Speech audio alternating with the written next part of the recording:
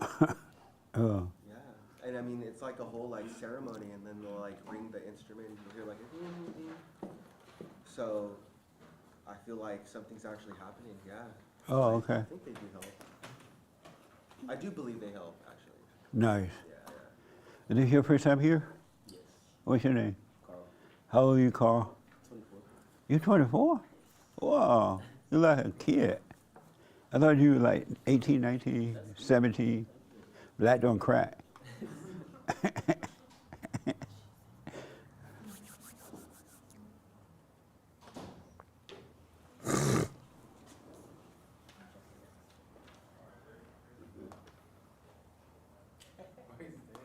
Right. Oh, you don't know to come on up? Oh, sorry. I gotta be summoned. Good morning, welcome to church.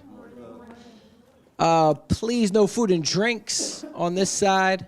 Silence the cell phones. Good time right now. Bathroom is out that door to the left. It is a fellowship, so when the mic comes around, about this distance is professional distance. And anyone who wants to move up, please feel free. And that's all. Take it away, Jesse. Woo! That's right. Are they ready? They're starting the stream. Just hold on. Oh, okay. 30 seconds.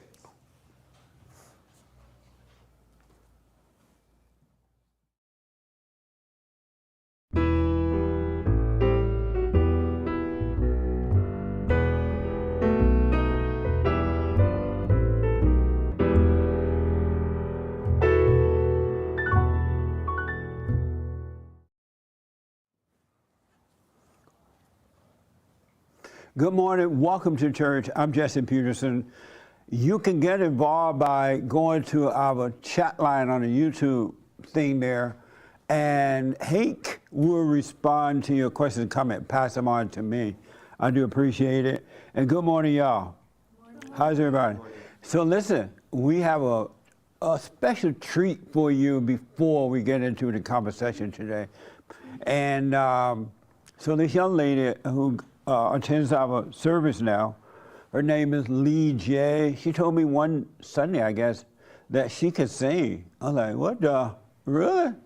She's like, yeah, I'm really good at it. And so I just, out of nowhere, hey, I want you to do an opening, do a song for us on Sunday. So she's gonna do one now. Call your mama, call your daddy, call the inmates, call everybody. It's going to be amazing. Though I never heard it, I just believe it. All right? So I give you Lee J. Come on up, Lee. Amazing.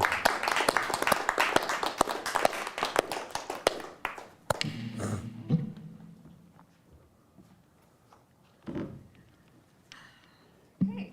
Hey. Happy Chinese New Year. This is Chinese New Year? Yeah. What the? Yeah, how appropriate. The year of the rabbit, that's right. Okay, so there's actually lyrics on the chair. It's an original song, but if you want to sing along, that'd be amazing. Okay, I'll step down so I can read my lyrics. Okay.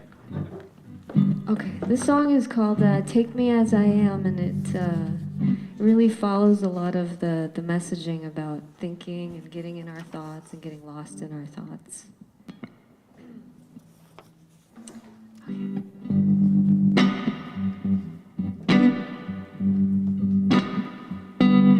I get lost in my thoughts, don't know which way is up when I'm falling down. Oh, I get caught in all the talk when I am lost in my thoughts. I get down on my knees and pray for all of my wrongs. Oh, let me be saved, and on your angel wings I will find my peace. For where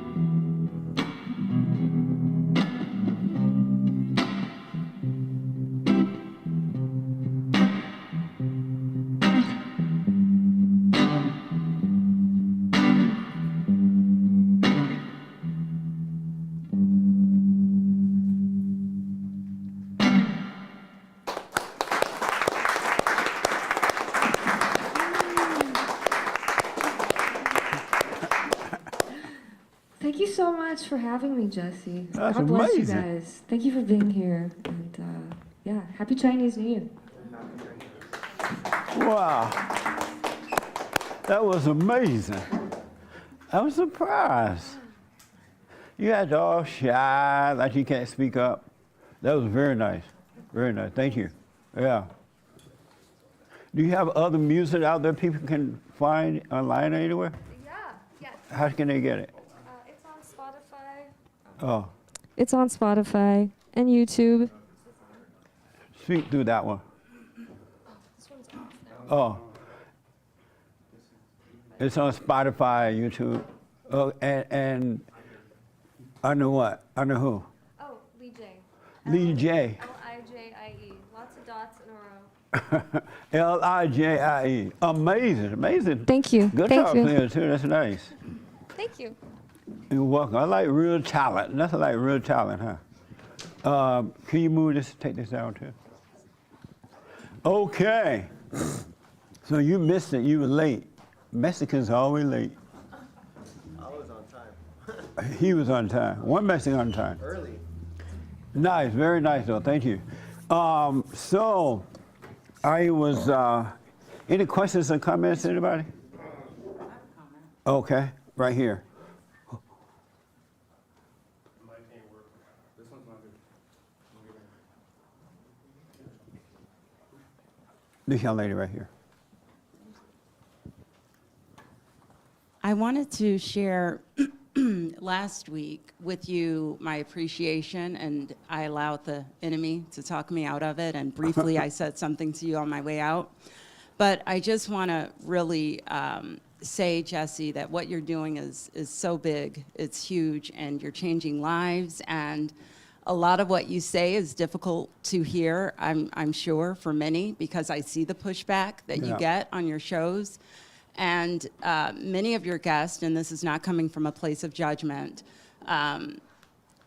confirm your point. It's right there, and they don't even realize they're doing that.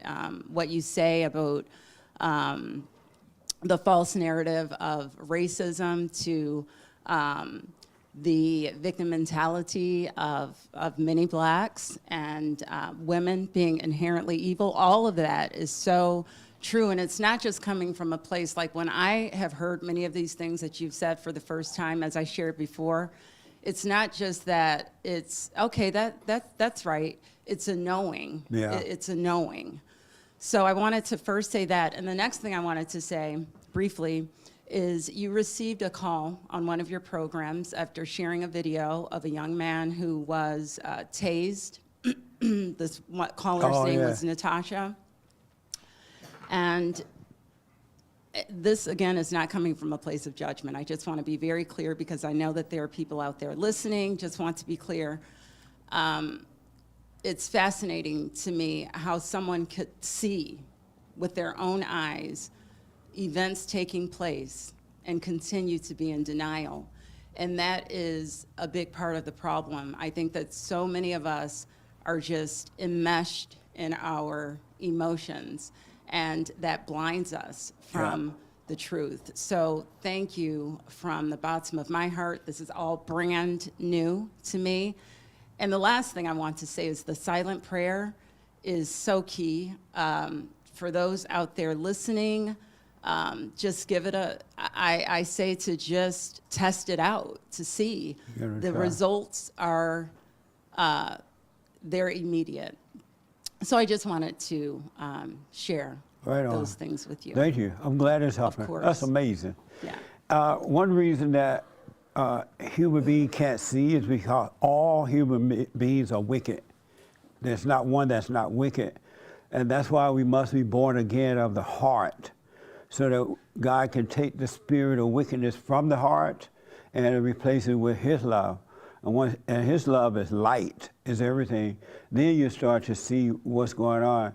I remember years ago when we first started out, we used to do a lot of protests over at the downtown and everywhere, right? And we were protesting the borders being open, all kinds of stuff that was happening. And so I was thinking today, when I reflect on that time, a lot of people who protested with us are now dead, and because they were older people, or some were younger, but they're now dead. And I was thinking of the time, I can't think of any time that protesting has done anything good. It's like, I don't know of a time, whether it's for abortion, against open borders, protect America, whatever, the drag queen stuff. I don't know one time when human beings have ever protested and something good came out of it. I know many times when bad things came out of protest. You can protest for something bad. One example, the abortion issue. They protest, every year they have this annual march thing in Washington, D.C. against abortion. And thousands of people show up, and they have picket signs, and they chant, and we used to do the same thing, so I totally understand it. And they do this and that, but then abortion's still happening. Like more so than even before they started protesting. And then they had one this past weekend, I think it was like a 50-year celebration about abortion. And it was so happy that abortion was taken out of the U.S. Supreme Court. But I'm thinking, it should be a state issue anyway, but taking it away from the U.S. court, it didn't stop abortion. They just did the right thing and let the state handle it. But abortion is happening more now than any other time. And so do anyone know of any time that big protests have happened, any time in history, and it turned out to be a good thing? You know time, Ray? Okay. I don't know if this will qualify, but are you familiar? Memphis bus boycott in 1955. That was a form of protest. But nothing good came out of it, though. I'm talking about protests when good came from it. Any time in history, I know a lot of you are history buffs, so you may know, but that wasn't good, right? I mean, that was a bad thing. Bad, when you protest for evil, evil happens. When you want abortion, when you want open borders, when you want drag queen shows, when you want this and that, those things happen. But I've never known a protest over the years for anything good and good came from it. Now, I'm black and slow, so I could be missing it. Maybe you guys know. I saw a hand, another hand. You know of a protest when something good came from it? Well, I believe so. In the Middle East, they had this man was protesting how unfair the government was treating him, and so he burned himself. I mean, that was a form of protest, and. But nothing good came from that. He did. They overthrew the dictator, I think, eventually in the Middle East, and it started like a line of like. How about in America? I don't okay. know about all that. I meant like in this country. Oh, okay. A Christian country. And none comes to my mind. Yeah. Yeah. Okay. I love this country No, me too. with all my heart. Yeah. So I can't prove it. I can't show you, okay, we did the protest and, okay, this person was saved for the protest. Was saved? What do you mean? I said I cannot prove that protests, good people protesting changed something. I can't prove that. But what I can say is that it's about changing the minds, and a lot of times it's done in secret. For instance, at abortion clinic, I've heard of women saying that I just want to know, is there a time where there have been protests for good, something good? Thousands of people showed up, and something good came out of it, what we all knew about it, that good came from it. parades. Who? Like a Fourth of July parade. That's not a protest, man. Well, it's a That's type a of celebration. protest, celebration, you know. It's a question not clear. Okay, well, I go back to the abortion rally, and how that there have been women who were stopped at going that, and that's a saved life right there. But it hasn't stopped abortion. No, it hasn't, but it stopped it. It stopped it for this one person because it's an individual. But I'm talking about, maybe I'm just not clear, but I'm talking about anybody know of major protests in this country ever where something good came from it, and we all knew that something good came from it. Because they could be saying, oh, this woman decided not to have an abortion. We don't know that. Yes, right here. I'm not a history buff either, but so I'm taking a guess. Does anyone know how Speak up for me. the Vietnam War protests? Is that on? I think it is. It is. Oh, okay. Speak up the way you were singing. Beautiful music, by the way. Thank you. Like the protests against the Vietnam War. That's the only thing that came to me. But that's still a mess. Right? People make a lot of money from that, but it still didn't turn out the way that, because we used to protest with the Vietnam people that were left over, and they were complaining how it was just a government thing, but it really didn't help the people. People made money from it, contractors made money from it, but it didn't help. You had your hand? Yes. So one more, then we move on. You had your hand, right? As a matter of fact, for some of those wars, when the military came back, they were spit on by the people. Yeah. They were cussed out. They were treated poorly. So protests don't help, not for the good. It helps for the evil. Yes, sir. One more, and then we move on. I disagree completely. About what? About your generality there. Protests So do help. it Some of wasn't- them do help. No, some of them don't. No. Hold on. It's not like an agreement or disagreement. I'm asking a question. Okay. Sorry about that. When was there, in this country, were there ever a major protest happening and things got better? Yes. I mean, I remember, 10, 12 years ago, all these people were protesting about the $15 minimum wage. And now it's kind of been accepted now that $15 is okay. Before, when people protesting about the $15 minimum wage, like 10, 12 years ago, everybody was like, that's crazy. And now it's like, you know what? Wages should go up. And I noticed that Amazon's paying better, Taco Bell's paying better, Target's paying better. So, I mean, it's shocking. But tell me something good just came out of it. It came out of it. Not It's raised the bar But in the terms government- of the wages. I know, but the government doesn't have right to tell a private company what to pay. So that's not good. And people do eventually accept evil. They'll say, oh, I don't yeah, think I know- $15 is evil. I know that it's wrong. I'm not saying $15 is not evil or not. But what I'm saying is the government doesn't have the right to tell private business what to do, what to pay.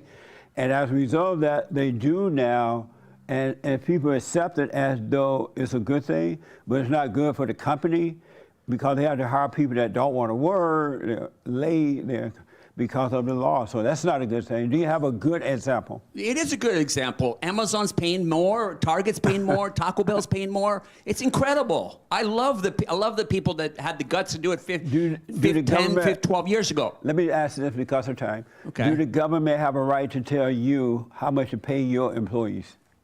There are laws in the land, labor laws. I know there are, but the question is, does the government have the right to tell you as an employee what you should pay your employees? 100% yes, because there's such thing as called minimum wage, right? Before Amazing.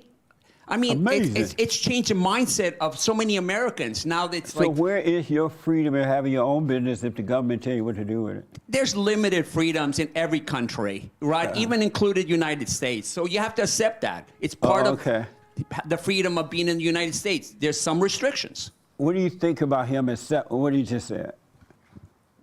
I mean, Right here. I don't necessarily understand what he's saying. I don't know that that's what you're talking about. I think that was just legislation that went into place that But there eventually are- led up to. What he's saying is that there are unions and things that have protests, and they want more money. And that's true to me, because I used to work for unions, so I know they do that. They make the employees mad. The workers of the union go into a company, and they tell the lazy employees, you need to be mad. You're not making enough money. You need to be, this company is ripping you off. You should be making $15 an hour. And the lazy person said, oh yeah, that's right. And then so the lazy person go whisper to the hardworking people, you're not making enough money. The union want to have a meeting to help us make enough money. And so the smart people join forces with the lazy people, like, yeah, we do want most money. But when they make that money goes to the union. It doesn't, because now you got to pay more union dues. It goes to for the unions to be having major parties. I used to work for a union, and before I went to work for them, I worked for the hospital, right? And then I went to work for the union. They be having amazing parties. Oh, some of the best parties, lots of food, and they give you cars to drive and gas, and all you have to do is convince the people to vote for the union. But the people don't get the money. The employees don't get the money, really. They get it, but it goes into union dues and things like that. And so he thinks that it's good that the union forced the companies to pay the employees more money. He doesn't see the behind scenes setup. Whereas a decent employer would pay a hard-working, devoted employee right anyway, most of the time. They would pay them fairly and wouldn't have to need the union. And that employee would get all the money, all their little extra raise. You see what I mean? I understand. I'm not really familiar with that, but I know that the minimum wage was set at whatever it was for so many years. I think that there's a natural cost of living sort of, increase that will go into effect. But yeah, I'm not really familiar. He believed that the government should be able to tell you as a business owner how much to pay the employee. Well, I disagree that the government should be involved in any business decision like that. So I don't agree with that. The whole point to this is that human nature is evil. It's wicked. There's nothing good about human nature. Even a nice person is evil. As a matter of fact, a nice person is worse, or they're not showing it outwardly how evil they are, right? A guy called my show this week. He'd been married for 6 years, I believe. Married for 6 years. And he would not, I think he was, maybe another call said this, but he would not let his mother know that he was married. He wouldn't tell her because she would go out of control. She didn't like the girl when he was dating her, according to him. And he married her. He told the other family members the scene about the marriage, but he is afraid to let his mother know that he got married because she's going to go and attack not only him, but the rest of the family members for not telling them, for them not telling her. Isn't that evil? What the? So I told him to get his mama the finger and move on with his life. You must be born again. The heart must change from hate to love. Otherwise, you're going to be lost. There ain't no way around it. You're just going to be lost. I want to ask you, you said something about you've been going to the Catholic Church lately? Yes. Hold on a minute here. And you said that if I'm quoting you wrong, correct me. Yeah. You said you liked it because of the ritual things they do, right? Yeah, and the confessions. And what did you like about the ritual things? Because I believe like it's happening, like it's happening, like the faith. What's happening? The faith is it's being created. What do you mean by that? Like everybody like joining in on the ceremony, it creates the faith. What faith? The belief in God. How does it create that? The harmony. I don't understand. I'm black and slow, so Yeah, I'm trying to get So you said that when they're going through the ritual thing, at the church, they're ringing chime bells. It creates the unity. It creates, because everybody is like joining in, so like everything is like in rhythm, so it just creates that like a stronger like faith. And how does it do that? The harmony, the belief in people. It just goes back to, I think, basics. Okay, so just to be clear, would they be doing the Hail Mary and Martha and James and Leo, and they ring the bell and everybody get up and down 1,000 times? That's And true. Yeah, that's true. The knees start to hurt after a while. Right. Yeah, that's true. and then they put the smoke stuff in the little can thing and wave it. That is helping your faith. It does. Yeah. How is it helping your faith? It's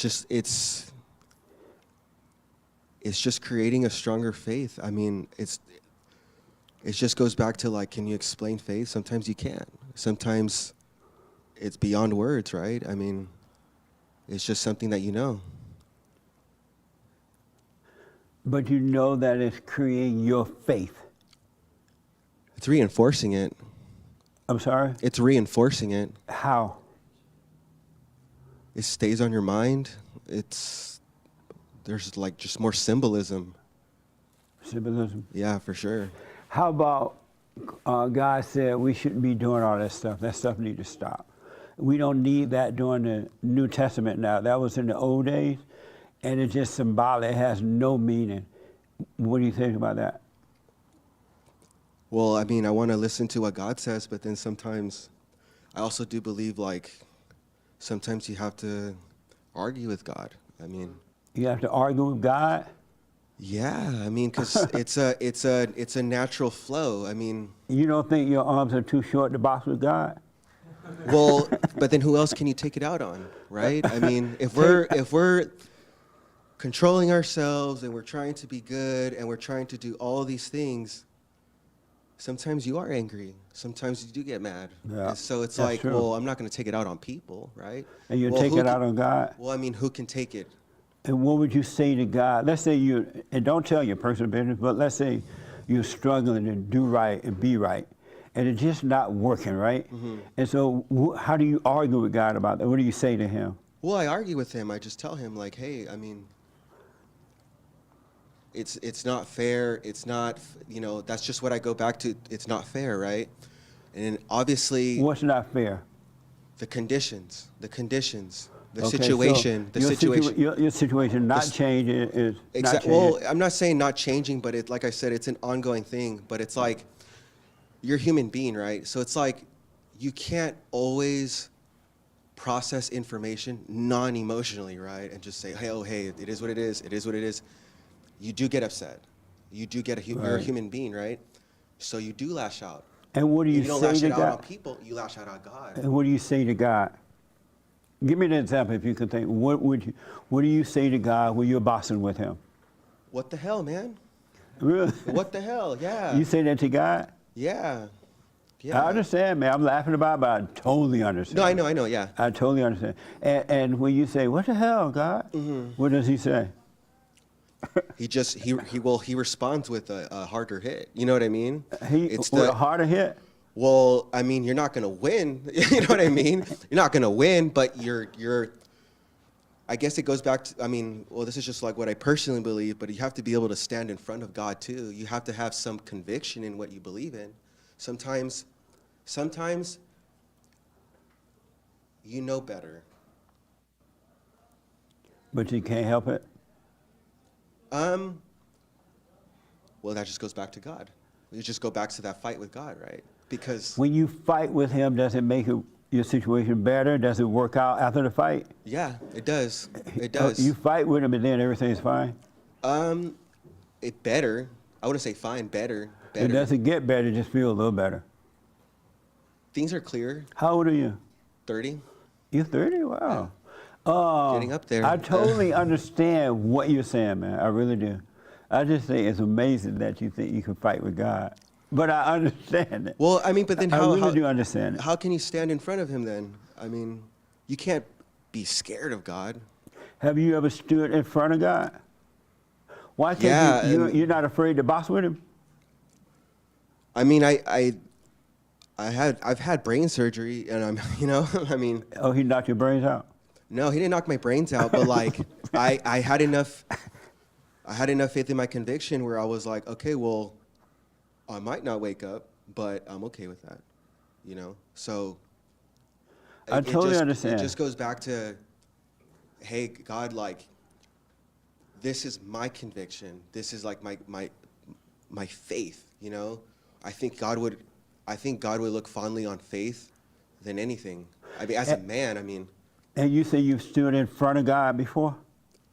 Well, yeah, I mean, me not knowing that I was going to wake up and me still being okay with my beliefs. Like when you were boxing with him, you were standing in front of him boxing Not with him? literally, but I'm saying like, just metaphorically, you know, yeah. I understand, man. Have you boxed with God too? Let him have the mic. And this your first time here? Yes. And you have not boxed with God? Well, no. Why I don't not? say so. Cause I don't. Speak up for me into the mic. Uh, Speak from the chest. yeah, no, I haven't boxed with God. And what do you do about your troubles when they don't end or they keep coming back? I'll just keep confessing it to Him, see if things come back. Are you Catholic as well? No. Oh, okay. You just keep telling him, you know what, these problems keep coming back. What the? Well, I'll just confess my issues. Do say they my get better when prayers. you confess them?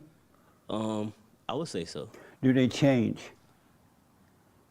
I would think they do. Do you Things get overcome better. them? Yes. Oh, you do? So when you confess them, you overcome them? When I don't know about, when I speak from what I think is true or what I think I need help with, or Right. whatever. Okay. Yeah. Amazing. Makes it better. What will you say to this young man that's boxing with God? Let's say you walking down the road, he saw that you were real holy, you had a beautiful glow over your head, and the angel was singing. He could hear the angels. He's like, I'm boxing with God here. What would you say to him? Is this your first time here? This is my first time here. Oh, it is. Is Welcome. this microphone on? It's I mean, okay, yeah, great. just speak a little. Yeah. Huh? It's just not amplified very much. Okay. Yeah, speak a little loud. Is it our fault? It's not her, or she needs to speak up. No, it's fine. It's just that we haven't turned this up very much. Why You not? can hear it on the. Can we get it turned up? What's the further habit if we're not going to hear it? The purpose It's fine. Of it, the purpose of the mic is so people can hear online. They're hearing it fine. Okay. Oh, not for us to hear. Okay, Okay. go ahead. Can everybody hear me? We hear you now. Okay. Yeah. What's your first name and how did you find us? My name is Rachel, and I found you because my sister Emily is in Ohio, and she's been watching your show for, I don't know, a handful of okay. years, and she told me about you, and so I've started tuning in, and I live around the corner, and I wanted to come Oh, right on. check it out. Nice. So this young man is fighting with God, Yeah. boxing with him. And what would you say to him if he told you that? Walking down the road and he said, you know, I'm fighting with God because it's not fair he won't resolve my issues. I tell him about him and nothing get better. I fight with him. What do you say about that? Well, I think that's perspective, because if I'm walking towards him with a halo, like you said, then I obviously can see from a different perspective Right. that I would say, you know, chill out. He's already with you. All you need to do is have a conversation. If my perspective is in his shoes, which I probably relate to more than having a halo, I would say, I feel you, you know, because I don't know. I mean, my own personal relationship with God, I feel like he's always looking at me like, here she goes. She's going to pull out her boots and her big diaper, and she's going to stomp around and have an argument with me until Yeah. she calms down and gets quiet and can listen. And so you argue with God too? Yeah. You argue with God. I do. And can I hear one of you, can you give me an example of your argument with him? You argue with him. No, you don't have to put your personal stuff out there. Yeah, no. But I just want to hear how you argue with him. It usually looks like my lack of patience and perspective, which ultimately sounds like this isn't fair. Why? I want an answer right now. I want you to be on my timeline and not yours. And, you know. I understand that. And then I've learned over the years I'm kind of like a tea kettle. I get really hot, and then once I calm down, that's when I can see and hear. But I don't know. My passion just takes me from 0 to 60 first. I've learned to bring it down. So you are a Faster. passionate person? Yeah. And do you like being a passionate person? I don't know. You don't know? Sometimes. Do you know? Do you know anything but being a passionate person? Do you know life without being passionate? No. You've always been a passionate person? Yeah. Has that made you happy? Sometimes. Sometimes you're happy being passionate, I think it's a burden to carry sometimes. and then For sometimes sure. you're not happy, right? So sometimes you're happy and sometimes you're not being that way. Yeah. It's a burden to carry passion. Yeah. So why do you carry it then? Well, I've tried to fight it. I've tried to not have it be part of my character, and the truth is that's just how I've been made, and I've stopped trying to wrestle it. Yeah. So it's more about acknowledging when it reveals itself and just having to learn how to walk through my life knowing that I'm a passionate person. And it's beneficial in a lot of ways. It's just when you take the dark side of the moon and passion, sometimes it gets a little weird, but you know, I don't know. That I totally. Your sister watched the show, you say? She is watching right now. Does she know that you're a passionate person? She would agree, yeah. And did she tell you how to overcome that? Did she make any suggestions? Well, Jesse said, do this or do that. She does. She does. She often brings up things that you say to me. And have you tried any of them so that you can Yeah, overcome I listen. that? I find that the learning is in the listening, so I will listen. Right on. You know, I'm only sharing this just, I don't know how. I'm in recovery, so I have a sponsor that is also often talking to me about teaching me how to listen. What type of recovery are you in? AA. Alcohol recovery? Yeah. Oh, you used to be an alcoholic? Well, I still am, I just don't drink. You still are an alcoholic? Yeah. Do you want to, not yet, do you want to never be an alcoholic again? And you could drink reasonably, in moderation. Well, that's why I'm in recovery. I don't want this to turn into a meeting about my recovery. No, it's not, but I'm saying, I'm just asking, do you want to get up and walk? I'm walking. No, not if you're afraid to take a drink, you're not walking. I'm not afraid to take a drink. I know if I drink, I'll die. You would die Yeah, physically? yes, Why?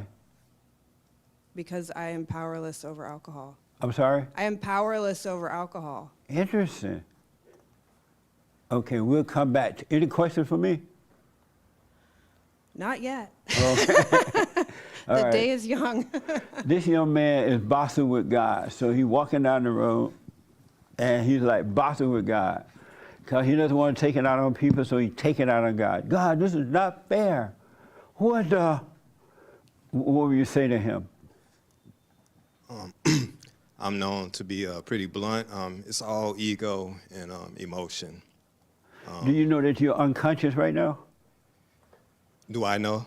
Right this very moment, you're speaking in an unconscious state. Do you know that? Yes. How do you know you're speaking in an unconscious state right now? I don't think I'm totally aware of what I'm doing. I am. It's like semi-conscious, I say. You're not even semi-conscious right now. Okay. I'll take that. I'll take that. Want me to tell you how I know? Yes. Because you're shaking. You're all nervous, a little shy, your legs shaking like you're about to have a hissy fit. If you were conscious, you would not be shaking. You would just speak consciously. Okay. That make sense? Yes. Did you know your leg was going 90 miles an hour? I do that. That's my life. I've done that, for... Speak up for me. I've done that for all of my life, for most of my life, Yeah. that I can remember. I have a friend who loved to eat good food. And when she's eating good food, her leg going 90 miles an hour. And her mouth closed and she... I know that food good. That person is totally hypnotized. Anybody ever shake legs and forget why you're eating? When she I can tell when she made a good meal.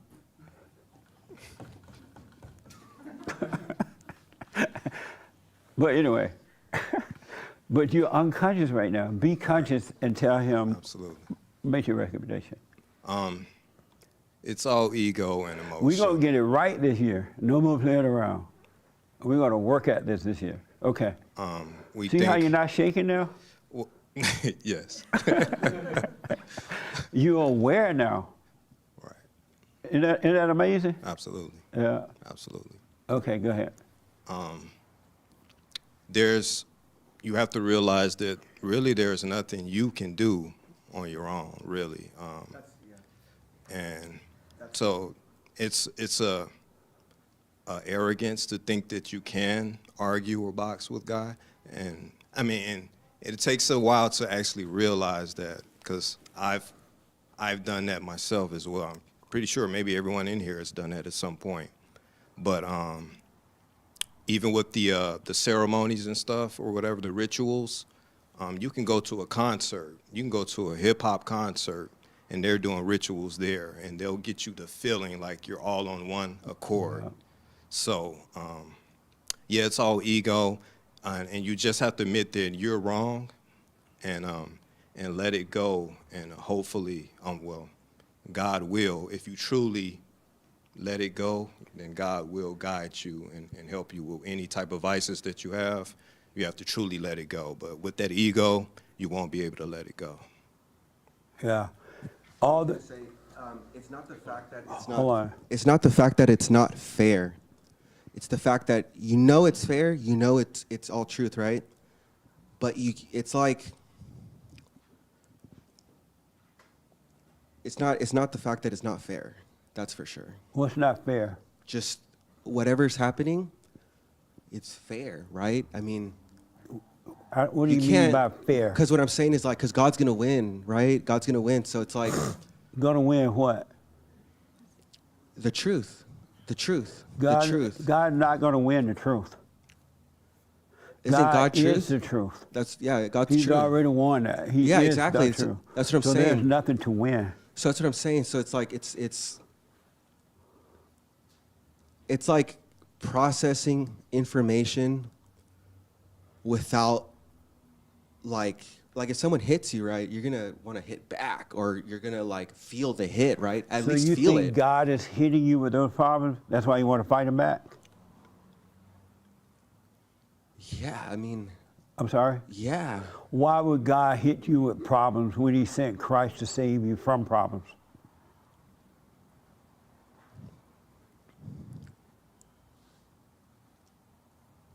I don't know. I guess it's just the feeling to be perfect, like the need to be perfect. And so why would you think God would hit you with problems when he saved you from them? I guess I just don't know enough. Yeah. And you say you have a feeling to be perfect? Mm-hmm. What's that feeling? Well, it's the feeling that you're gonna, if you're not, I don't know, I mean, it's like a pressure. So you have a pressure to be perfect. Yes. And where does that pressure come from? I understand what you're saying. I just want you to see it for yourself. Where does that pressure come from to make you want to be perfect? Myself. And how do you come up with that pressure?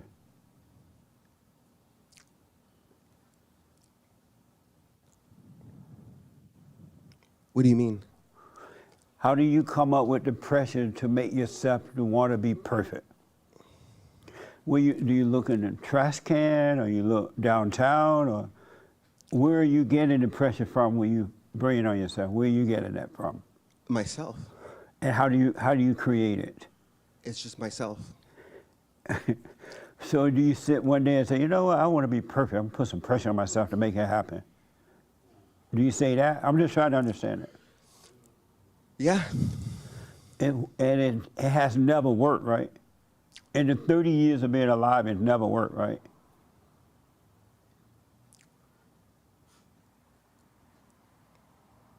I can't say no, because then it's like saying like my whole life was a waste. I can't say no. So you have been perfect at times? No, but it's the feeling, the need. It's like the story of my life, I guess. I mean. Okay. What do you think about that? You want to be perfect too? Right here. I don't know about perfect, but I could be Speak the best that I from the can be. chest. So what? I'm not sure about being completely perfect, but the best that I can be myself. Oh. Juliet, the best that a man can get. And what is the best you can be? I don't think I figured that out yet. But you want it. Oh, yes. Do you want to be perfect? I think it's kind of tough to be perfect. I don't think nobody can really be perfect. Why not? But because so many things that could go wrong. I don't know. I just don't think it could be perfect. So why even try then if you don't think it can be? Well, you're not trying to be perfect. You're just trying to be the best you can be. Yes. Oh, okay. But you're not trying to be perfect. Well, if being the best that I could be is perfect, then I guess that's... Have you ever been the best you can be? I don't think so. And so it hasn't worked? I can't hear you. No. And how old are you again? 24. So are you still going to try to be the best you can be, or are you going to let that go? Yes. You're not going to give up on it? No. Oh, okay. Amazing. And how about you? Do you believe you could be perfect? No. And why not? That's a fabrication. That's just like a it's just, I think that whole concept of being perfect comes from the Greeks and their statues and having something being carved into perfection, and that's just not humanity. I mean, it's Are actually... you a Christian? Yeah. Oh, okay. And so if God told you to be perfect, was he just playing?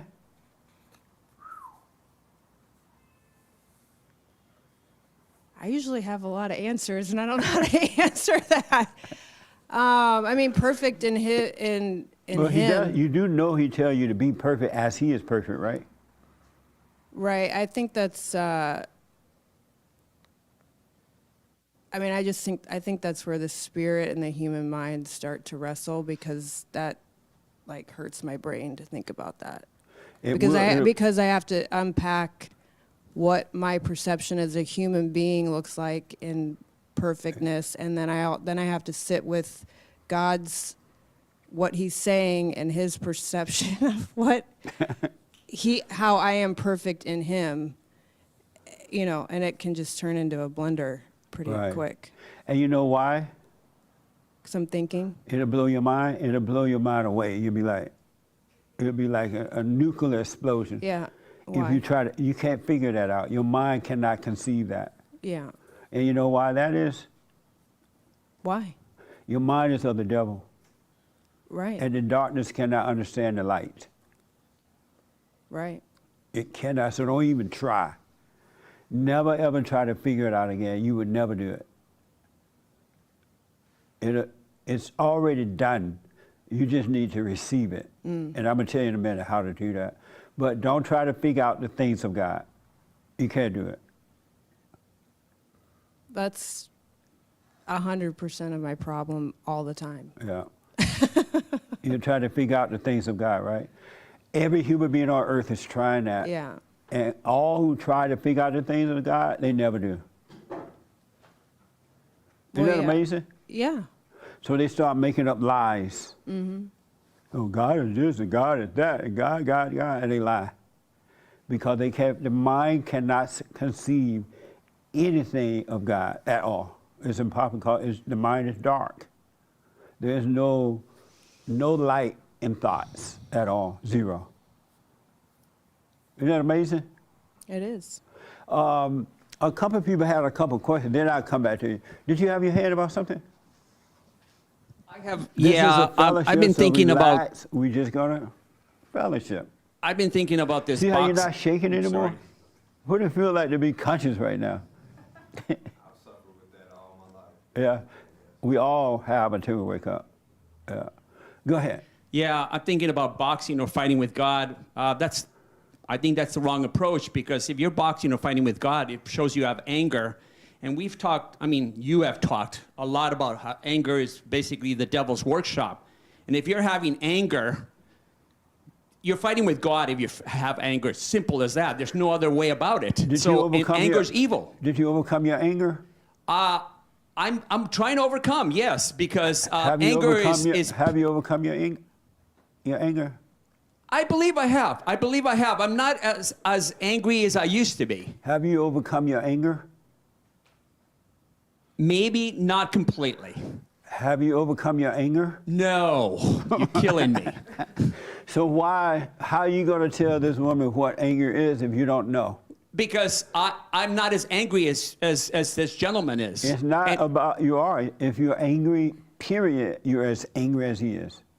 I think there's certain levels. I mean, if it's possessing your brain and you constantly, I would never say I'm boxing or fighting with God, because that means I have a lot of anger. If you're angry, you're fighting with God. You're fighting with truth. Yes. So because you're a lost soul if you have anger. You are fighting with God. And you're repeating this to this young lady because, and to him, because intellectually you know about it, but you have not discovered it yet. You see, you got to overcome the anger, period, and then understanding will start to come. Why not let the anger go? I mean, I think I've let the anger go. I'm not as bitter and angry as I used to be. A little bit of anger is as much as a bit bitter anger. I disagree. All anger is all evil all the time. Yeah, but there's certain levels of anger. No. I mean, if it consumes your life and you're constantly thinking about it, it's like if you're angry an hour a day versus like 5 minutes and it's minor, then it's okay. How did you come up with all that? Did the devil tell you those definitions like that? Well, obviously that's kind of like a generality. So I apologize for that. Is anger the nature of the devil? Yes, it is. And so how do you imagine how much nature of the devil you have? Either you're born again of God or you're still of the devil. Oh my goodness, you're killing me with these questions. Are you doing the silent prayer? No, I'm not. Well, suffer and die. I know. I know. All right. Let me do this real fast. Okay, sorry about that. This young man in black want to tell the young man that want to box with God. What would you say if he told you that? What would you say to him? You heard me say it to all of us. How would you help this young man? What would I tell him if he told me he was boxing with God? Because he want all this stuff to be over with. He's been trying to get over his issue. He's gone to a Catholic church for a long time. They ring the bell. They smoke up the place. They Hail Mary. They get up and down on their knees. They confess. And yet, in a few days, he's still back in the same situation. And so he's like, God, what the? I'm going to say that first I'm going to make a comment because I was raised Catholic as well. Oh, so you know about that now. So I know about all that, and then we were recently, in a Catholic church not too long ago, and seeing all the rituals, it kind of, for me, it resonated, and it took me back into being a little kid. So it kind of felt like, I guess, like home, in a sense, because I was raised Catholic, and it all made sense, and I did everything that you're supposed to do in the Catholic church. So I can understand why it feels like you're getting closer to God because of the I guess the homey feeling you feel when I see it. At least for me, that's what I felt. Amazing. But so you felt like because you went back, you felt closer to God because it reminded you of when you were growing up? I didn't feel closer to God. In fact, that's why I left the Catholic Church because I felt like I'm doing all these rituals, kind of how you say. I'm reading the Bible, I'm saying all these things, I'm confessing to the priest. I said 1,000 Hail Marys and nothing happened. Like, what the heck? And so you say you went back to visit recently, right? Yeah. And that was a good feeling, you say? No. Oh. It was neutral, but I'm saying going through and seeing all the rituals took me back, and I can understand why I would feel that way. But I didn't feel like closer to God. But anyway, going back to what I would say to if you're boxing with God, I mean you already won, not because you're winning against God, but because God already gave us Jesus, and Jesus came to wipe us away all of our sins. And if we're trying to box with God, God is going to just put Jesus in front of you and said, I already gave you the resolution. Here's my son. If you accept my son, you don't need to box with me. Just, you're angry. You're not angry at me. You're angry with yourself. You're trying to solve a problem that you think I'm responsible for. I think it's typical. It's just like, when you're at home, your mom makes everything like it's your dad's fault. Your dad this, your dad that. Yeah. When you're an adult, it's the president's fault. But then when you try to awaken spiritually, it's God's fault. You always want to blame the person who's supposed to save your life. You blame your dad, the president. That is so true, man. And then at the end of the day, it all comes from that evil spirit that's inside of you that's trying to convince you. When really, you got to turn around and look at that spirit in the eyes and say, no, you're the problem, not God. Yeah, So you're we're going to need some gonna- bigger boxing gloves. Yes, Raymond. To the young man who feels that he has to box with God, I would just have to say, just throw in the towel and give up. You're not going to win that war. And how does he throw in the towel? By admit that he's trying to be God. Oh, have you done that? A lot of times I had done that. Have you done that? Yes. So you're over your anger? Yes, I You have no anger? No. Oh, good. When your mama died, your anger left? I believe so. So your anger left when mama died. That's amazing. Okay. Thank you, Raymond. Hassan and then here. And then I want to move on. I want to get to and I want to point some stuff out for you too. Yes. Yeah, just in response, I would say that thinking that you're boxing boxing God is really you boxing the devil and him making you think you're boxing God with the thoughts and with the imagination of the devil telling you to be better or want to do more or whatever's going on in your life. Or even with this young lady with saying if she takes a drink, she'll just die. It's all these threats and thoughts from the devil that you're boxing those thoughts. And the way to stop is stop playing with them. Stop boxing, leave the ring. So he's making you think it's God, but you boxing with the devil, which is the thoughts and these ideas. Okay. Let me ask you a question real fast then, Frankie. Did you like the song you heard this morning? Oh, yeah, it was beautiful. Oh, amazing. Nice. You came in late, though, right? We walked in right. Yeah, Mexicans always late. Yes. Born and raised Catholic, spent half my life in the Catholic Church with all the rituals and everything, so I understand. And I had the same kind of mentality, boxing with God.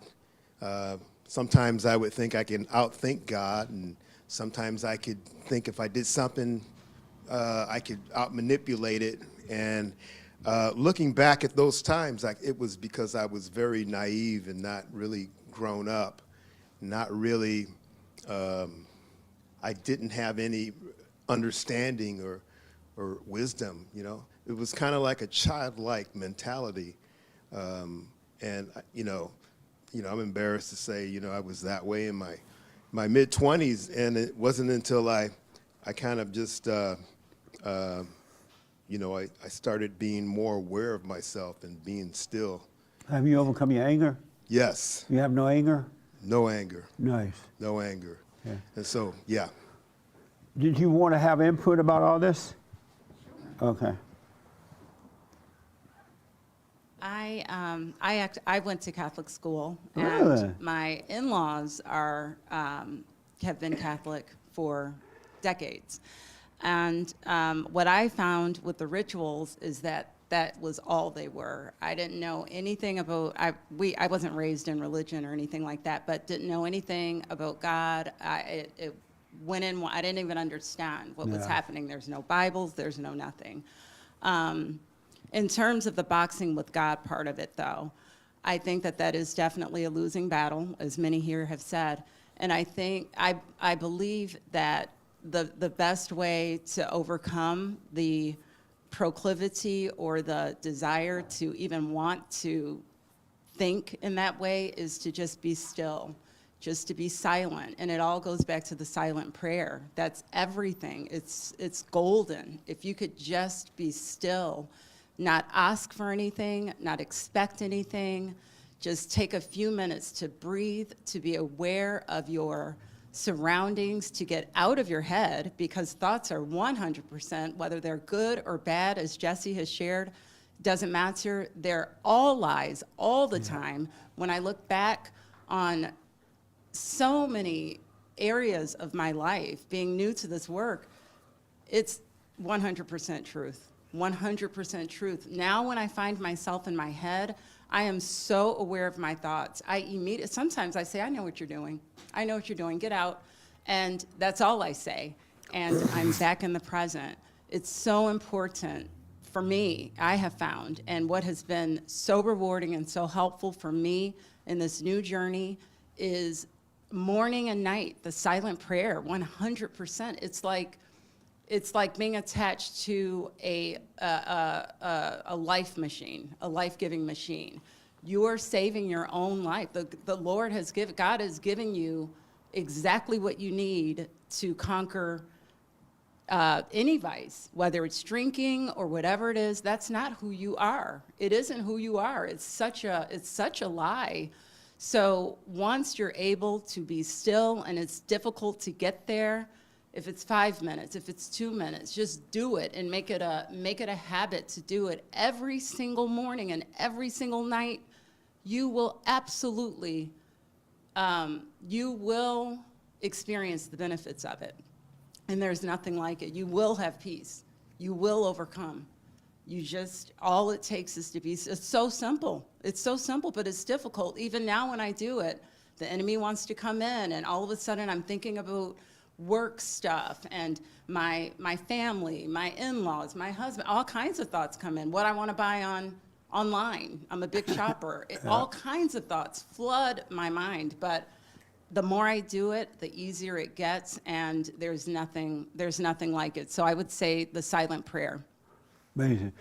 Quick question. Do you believe you can have perfect peace right here on earth? Yes. Why do you believe that? Because why wouldn't you? Well, why don't you have it then? That's a great question. I mean, I feel like peace is settling Speak down. up for me. I feel like peace is settling down. What does that mean? I don't know what that means yet. Why did you say that then? Because it's I guess to me settling down means it's just less. It's less. Okay. So I don't know what less means to me yet. Okay. Do you believe you can have perfect peace here on earth while you live it? So do we believe, that we can have perfect That you could have perfect peace on earth?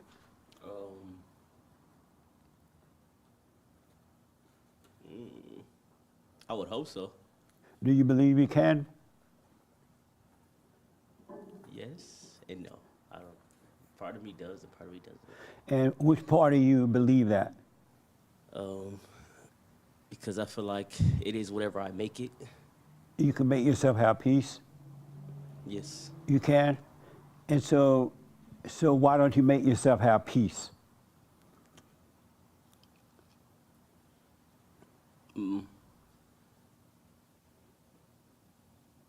I'm not sure. You like the hell that you have?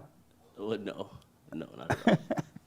So if you believe you can make yourself have peace, why don't you make yourself have peace?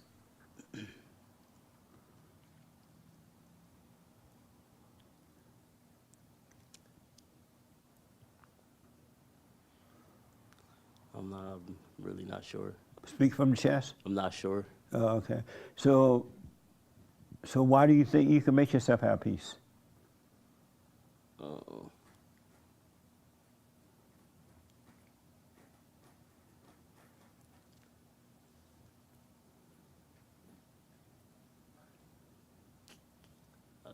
Have no idea.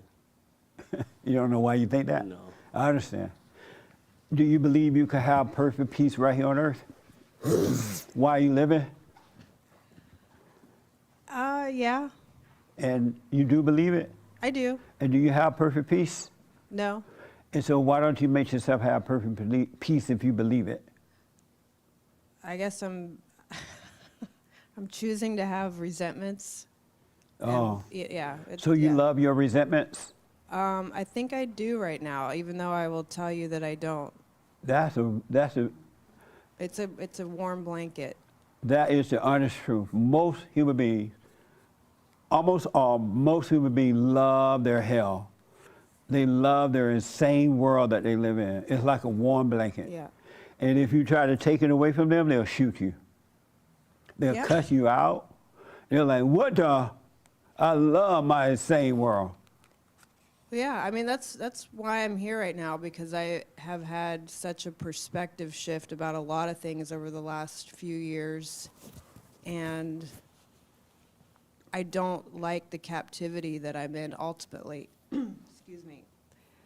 But I'm also becoming aware that I've created a comfort in that Yeah. for myself. So I'm forcing myself to get up and come here on a Sunday and get dressed and be around human beings and open my mouth and listen to somebody else in effort to shift the needle, because I know that spiritually I'm just rotting. Yeah. You know, I mean, that's just, Though you love your hell, you do want to overcome it.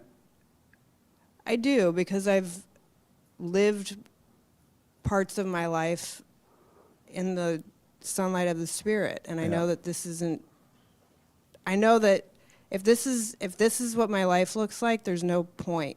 Yeah. And That's you know right. what I'm saying? And so I can't believe that there's no point.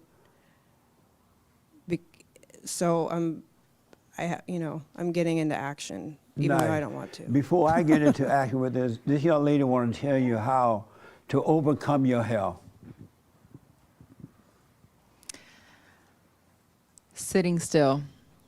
I recently just stepped right back into my own hell.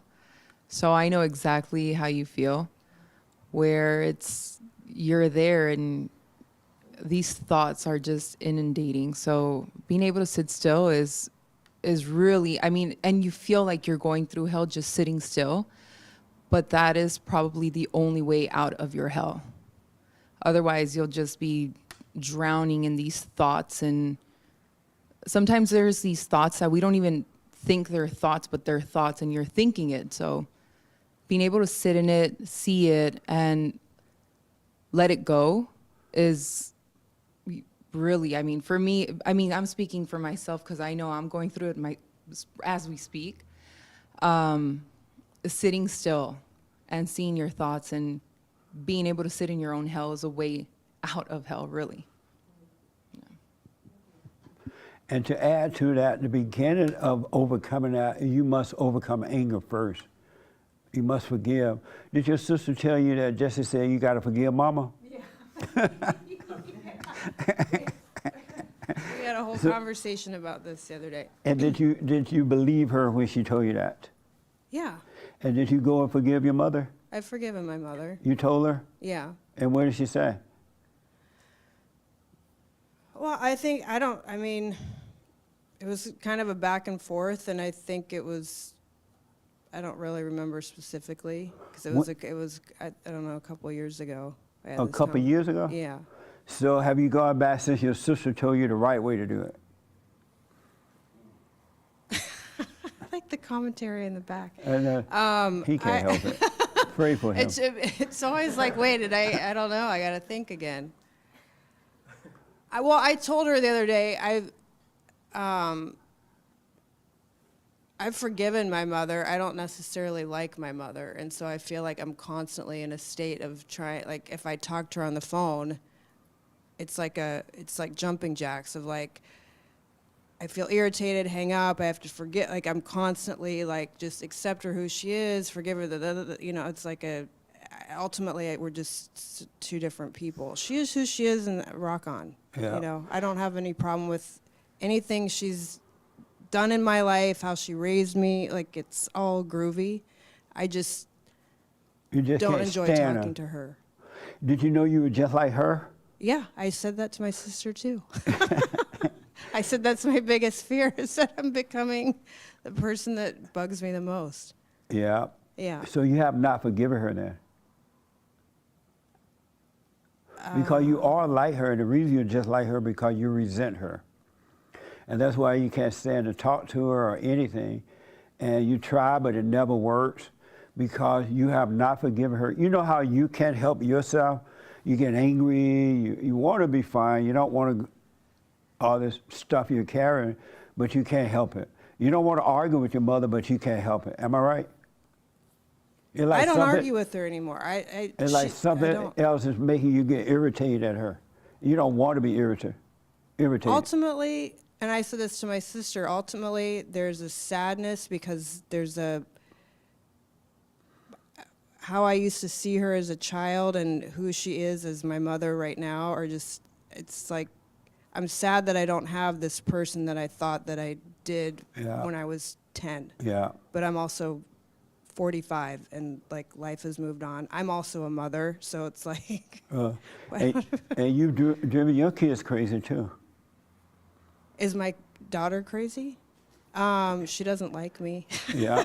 Because you have done the same thing to her that your mother Right. did to you. I can see that. I agree. Isn't that amazing? It is. You just your mama created you her image, you create your daughter her image, she's going to treat her kids her image, and it goes on and nothing but hell. I agree. Yeah. Have you forgiven your mother? And I'll come back. Right here. Oh yes, I love my mom. Have you forgiven her? Yes. You forgave your mother? Well, like, what do you mean by do I forgive? I can't hear you. Like, what do you mean by do I forgive her? Have you forgiven her? Have you gone to her and forgiven her? No, haven't. Why not? I thought you said you loved her. Why haven't you forgiven her? Well, I really do love my mother, but Then if you love her, you will forgive her. Why haven't you forgiven her? I'm not sure what to forgive her for. Imposing her will on you, making you shy and not able to speak up because she would back you down every time you tried to. Can't you forgive her for that? Yes. And why haven't you forgiven her for that? Why haven't I?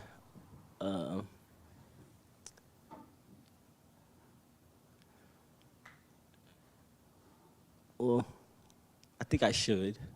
And why haven't you? I'm not sure why I haven't. Maybe I'm just too. Speak up for me. Speak from the chest. Yell at us the way you yell at those girls.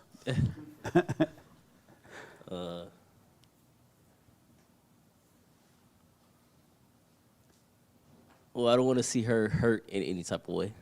You don't want to see her hurt? Yes. But I she's don't- hurt you. Well,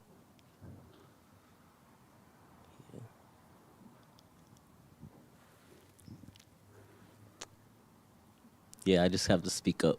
I'm sorry? I just have to speak up. And how will you hurt her by saying, Mother, I'm sorry for resenting you. I realize now you couldn't help yourself. How would that hurt her? Because I'm not sure how she will take it. Why do you care how she would take it? You're forgiving her so God can forgive you for resenting her. So why do you care how she would take it?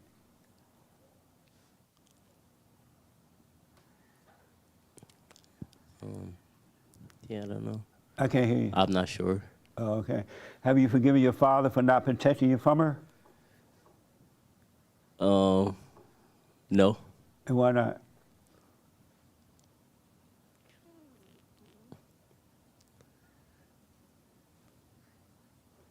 Still not sure. You're not sure? You know. Do you still live with them?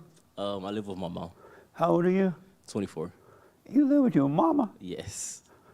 No wonder you don't want to forgive her. She'll put you out. What is it like being 24 and living with mama? Yeah, I do want to make some changes. Right. So what is it like living with mama at 24? It's still mama. I love her cooking. I love everything about my mom. You know, being around her. It's just, You love being around her? I love my mom. Though you hate her, you love being around her? I don't hate her. I don't hate her. I don't like some things she's done in the past, but that's the past. I don't want to look back to that. But it's still with you. Sure. Am I right? Yes. So it's not in the past. It's right here, right now. When you was growing up and you asked your father to help you deal with your mother, what would he say? Oh, he was dealing with her, so I don't think He was dealing with her? Yeah. He had a hard time dealing with her? Oh, yes. I'm sorry? Yes. Oh, so you couldn't ask for help, huh? Mm-mm. He needed your help, huh? With the other mic, I want one mic right here. Have you forgiven your father for not protecting you from your mother? Wait, say that again? Have you forgiven your father for not protecting you from your mother?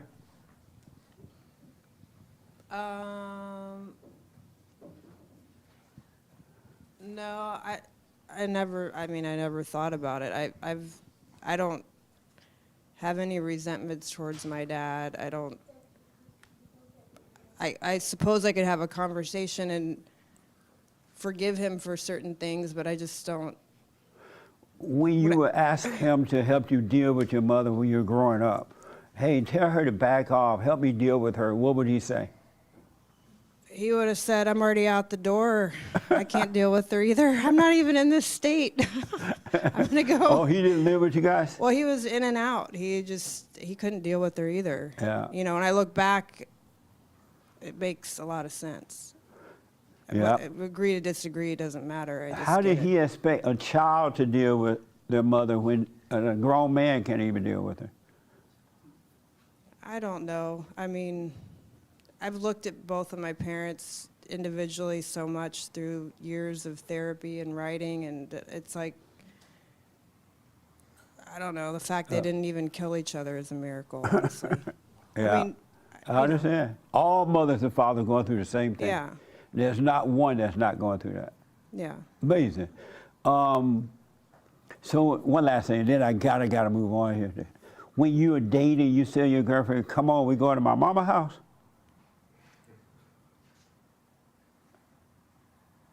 Well, yes. What the?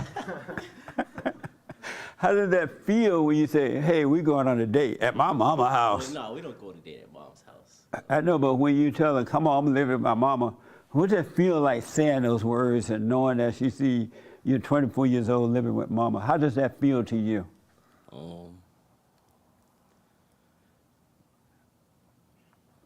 It feels that I need to get my stuff together. Yeah. I need to get things done, which I feel like I've been doing. You have a job? Yes. You have a job? Yes. Oh, okay. So you can afford your own place?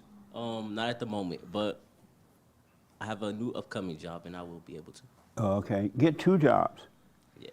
Anything to get you out of mama's house. Your daddy lived there too? No. Oh, he moved a long time ago. Yeah. All right. How about you? Have you gone and forgiven your mother? I have, yeah. What did you say to her? I said, Mom, I forgive you. And what did she say? She said, for what? And I said, for being overly, like, motherly to me, I guess. Just very overbearing, I guess. Oh, okay. So have you moved out? I haven't, and I'm 30. You have not? That's probably why I'm so mad. No wonder you go to that Catholic church. I'm sorry? No wonder you going to Oh, the I Catholic. know. I was like, whoa, you know. So you live at home at 30.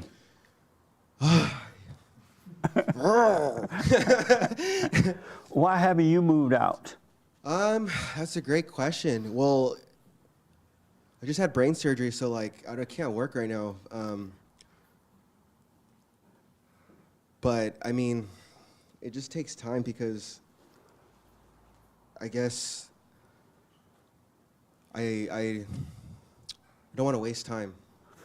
So that being said, like I just want to be sure that like whatever I do find work in, I want to like do it consistently and not get bored and leave. How would brain surgery affect you working?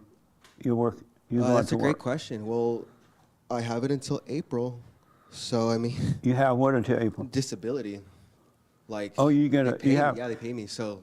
Oh, so you could get a free check, but you can't go to work. That's facts right there. I know. And So I'm it's a free embarrassed to chat. say that. I'm It's a embarrassed. free but, chat preventing you from looking for a job. Well, I mean, it's a factor. It's a factor. But, I mean, it does give me time to work on, like, what I want to do. So, and I'm not getting paid for that. So that's why it's a little complicated, because it makes it easier to work on what I want to do. Oh, you're working on getting a job. No, like, well, yeah. I mean, it's like supposed to be. How about working on getting a job? Well, I mean, there's two types of work. You could do where someone pays you, or you could do something where you're the one paying people. So I want to do that, you know? So Oh. that being said, I mean, it's just one of those things where I feel like I'm being more responsible by, believe it or not, not working and staying at home and I guess saving money and using that money to buy things that I need for what I want to create for my own business. So what are you gonna do in April when the check runs out? They Well, won't. hopefully I have built enough and worked on enough where I get the gist of what I need to do in a certain amount of time, and so then I could actually work a job, and at that same time still know what I need to do as far as moving forward my business. Amazing. So it's like you have this free time, figure it out, basically. Oh, okay, you can't figure it out. I've been figuring it out, actually. It just takes time. I mean, And you know why it takes time? Because you can't figure it out. Every human being we all, myself included, have tried to figure it out, and it doesn't work. You just go round and about in a circle. It never gets figured out because you can't figure it out. But we'll get to that in a minute, all Okay, right? okay. Let me ask a biblical question. Are you familiar with, and welcome back. Thanks. How was your little trip to Canada? It was nice. Oh, yeah? Yeah. It was That's your really first time to Canada? Yes. No, you had fun? Yes, I had a lot of fun. Oh. Did they play that song, My Mama Don't Like You? No. Oh, they didn't? And she likes everyone? I think she liked me. Oh, she do? She does? I think so. Oh, okay. You know about the biblical question? Yes. What is sanity? To me, sanity is, somebody said it when they called your show, and it was like the ability to discern. And for me, I think discernment can only come from like allowing for things to have space. So like being like a blank slate, allowing for Speak from chest. allowing for Yell at us or you yell at your boyfriend. well, I can't really right now. It's the ability to have like that space to discern. So to be like a blank slate, to not really attach yourself to things or to people or to ideas and thoughts, to just kind of be somewhere, just be in the middle and allow for like space and discernment and that clarity to kind of just be there instead of Okay. having to think all the time. Amazing. Hey, what is sanity? And then right here. And we'll move on. I can't believe this time is going by like that. I'm not nearly where I want to talk about. What is sanity?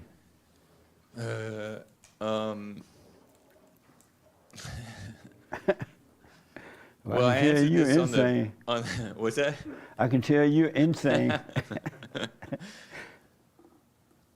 But I can still probably take a stab at it, right?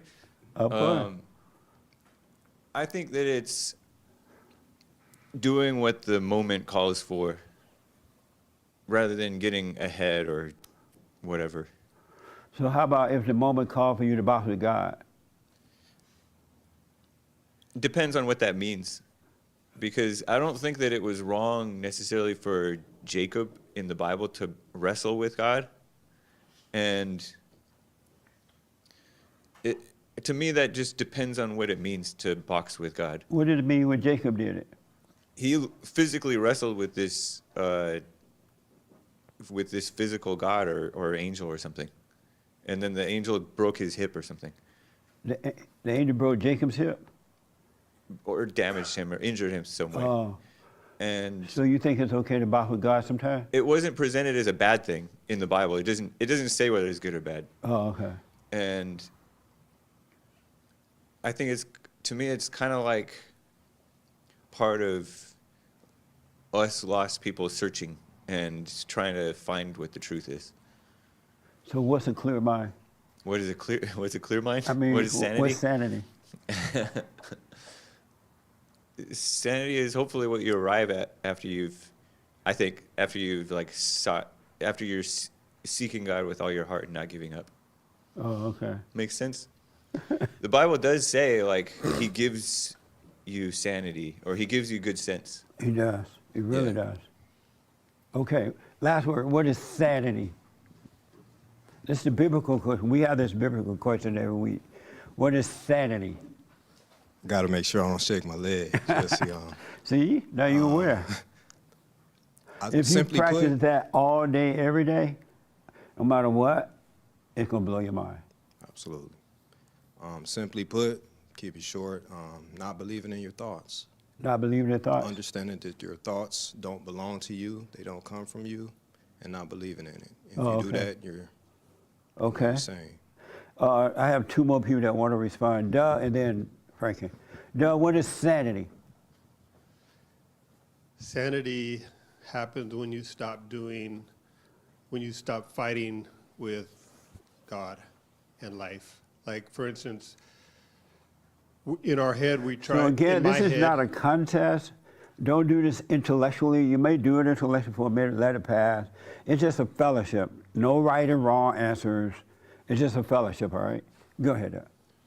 In my life, much like I've heard others, I did basically this: get angry over and over and over again, as if it was going to change the outcome, or there was going to be a different outcome. I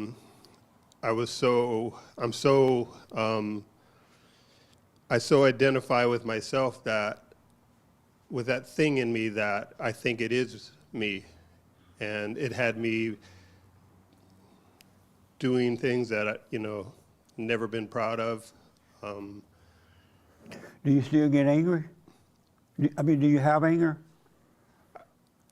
I think I do a little bit. I think I do. Do you have anger? I believe I do, yeah. Do you have anger? I believe I do, yes. Oh, okay. And so sanity is what? Sanity is not having anger. Oh. Why are you looking silly? I'm just. You look like you're trying waiting on me answer. to respond. Okay. You had your hand, Frank? What is I did. sanity? For me, what is insanity, or what is sanity? It's the opposite of insane and crazy, like the people I see sometimes on the street. And the closest sane person that I can kind of think about are some Christians. Jesus, What is he's sanity? sane. What is sanity? He was a sane man, conscious, No, aware. what is sanity? Sanity, conscious awareness, presence, peace, willing to suffer for what is right. Those things they talked about, what a Christian is. That is my So you just idea. quote what somebody said it was, or do you know You asked what me it what is? sanity was. I'm telling you, it's those things to me. Oh, okay. To me. Amazing. What is sanity? Peace, stillness, calmness, discernment, and light. Do you still have anger? No. Right here and then right here. This is the last answer. Yes. What is sanity?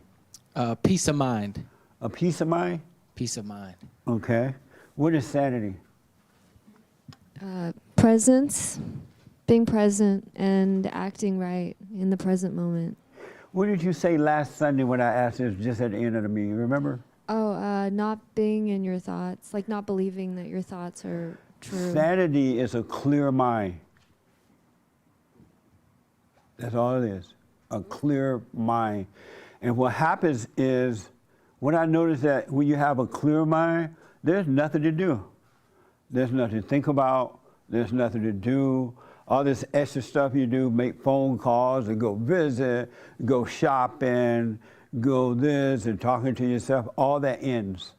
And you just simply do what's important, what's in front of you to do. But sanity is a clear mind. And when you, for those who, we've talked about the anger thing, when you go and forgive your mother and your father, God will forgive you. Don't ask for forgiveness because human beings can't and will not forgive. When you go and forgive, you apologize. You are apologizing for resenting your parents. I'm sorry, mother, for resenting you because you were an evil woman growing up. And I realize now you can help yourself because I see I can't help myself. I become like you. And I'm sorry for resenting you. Turning me away from my father, whatever it might be, imposing your will. And when you forgive them by saying, I'm sorry for resenting you, you no longer will play God. You stop. And God will change your heart from hate to love because anger is hatred. Hatred is playing God because you're judging yourself and others. You live it in your imagination, right? But when you forgive, God will forgive you, and he will change your heart from hate to love. And there will not be the spirit of anger, which is of the devil, that made a home in you. And then what's going to happen, I was thinking about this after the women's forum on Thursday night, is that once that heart change, you will enter into the kingdom of heaven, and then the light of God will start working on the mind. He said, Nick, read those scriptures that we use. He said, bring, on the Bible Thumper Thursday, he said, bring all thoughts into captivity. The imagination is wicked. The imagination is evil, and in thoughts there's no truth. And so when you truly forgive, now you have the light of God to fight the darkness of the imagination. But you, as someone just said, you have to let go though and let it happen. You can't fight with the darkness. You have to go through the darkness. You have to relax in it. And you have to quietly take it. And it's going to be, because the darkness is the nature of the devil. It's the ego that made a home in your imagination and in your emotions. Anyone that's into, when you forgive your mother by just saying, I'm sorry for resenting you, God will forgive you. No matter how she acts about it, what she said, that's on her. If her feelings are hurt, those are not her feelings anyway, it's evil. And she doesn't want to admit that she's wrong. But God will forgive you, and you'll walk away free. Then you will still, because you didn't recognize that you were not your thoughts, you're still going to try to fight with thoughts. But if you don't give up, eventually you'll let go. You'll be all in, and the light will fight the darkness. You will enter into the kingdom of heaven, but your vices won't. Because all vices, no matter what, alcoholic, drugs, no matter homosexuality, lesbian, prideful man, president, whomever, all vices are of the devil. They're not even yours. They have never been yours. They're not even you. They have never been you. And that's why I'm saying you are not an alcoholic. You have never been an alcoholic. But because they made you say it, you believed it, then it become a part of who you are. But you just did drink alcohol because you had so much conflict within, you had no peace, and you were trying to find something out here to make you feel better. And the devil told you, drink some alcohol, you'll feel better. So you drank the alcohol, you felt a little better. Next thing you know, you're addicted to it. But you can never drink enough to get that original feeling back again. And then so you go from that to something else.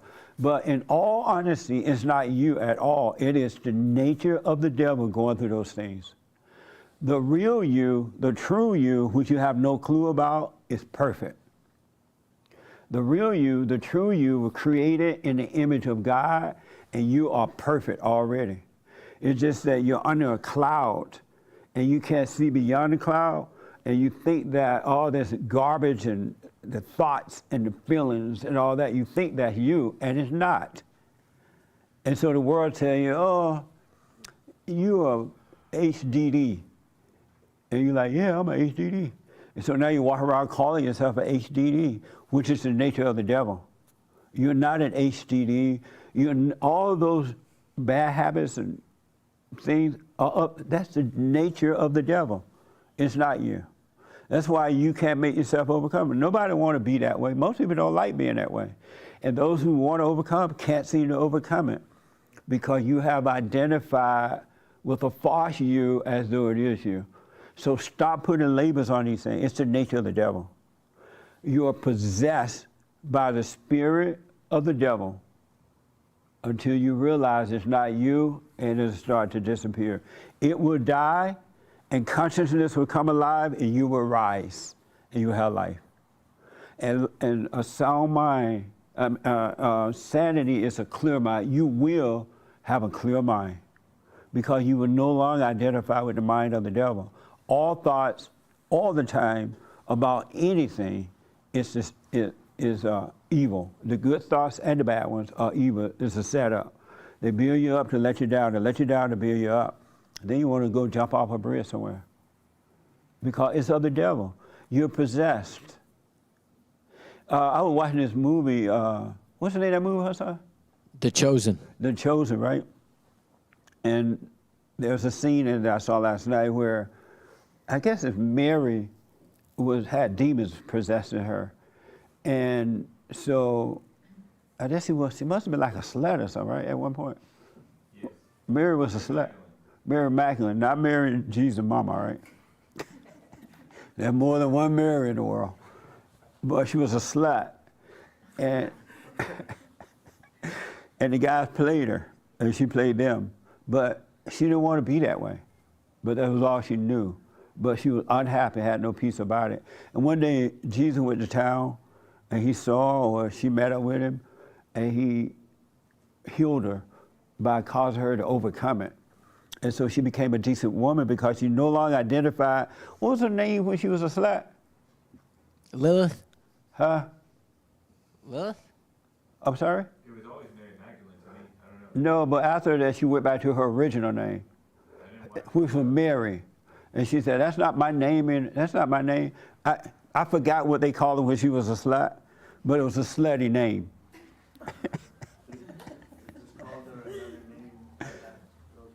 Yeah, at the location they called her another name, and she would answer to that name, but it wasn't her real name. But because she was a slut, she answered.